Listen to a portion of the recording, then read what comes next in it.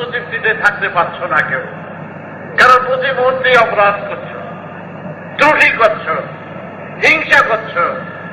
আত্মতৃপ্তি হচ্ছে যে আমার কাছে কেউ দেনা নাই, পাওনা নাই, আমি কারো ক্ষতি করি না, আমি কারো হিংসা করি না, আমাকে সবাই বন্ধ বলে, আমি তার প্রতিবাদও করি না, যে যা খুশি বলে বলুক, আমি সেই মহানামের সুরে, সেই কৃষ্ণের, রাধা কৃষ্ণের সুরে, হরে কৃষ্ণ হরে রাম, সেই সুরে নিজেকে আত্মোৎসর্গ করে মহাকাশের পথে চন্দ্র সূর্য গ্রহের মতন আমি নিজেকে সেইভাবে আত্মসমর্পণ করে আমি সেইভাবেই চলব, প্রকৃতির দানকে হাতে নিয়ে।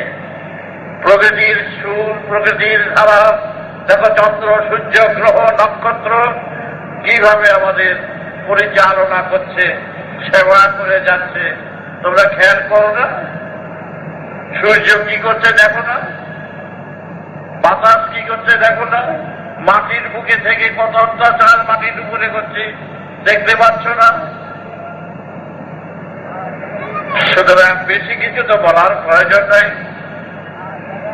প্রকৃতির সাথে নিজেকে মিশিয়ে চলো। প্রকৃতির মহাযন্ত্র, এই দেহ যন্ত্রটাকে খুঁজে বার করো। এই দেহই হচ্ছে বিবেক, বিবেকই হচ্ছে শ্রীকৃষ্ণ, বিবেকই হচ্ছে দেবতা। দেবতাকে তো খুঁজে পাচ্ছ না, বিবেককে তো খুঁজে পাচ্ছ, তার সারাটা বুঝতে পারছ।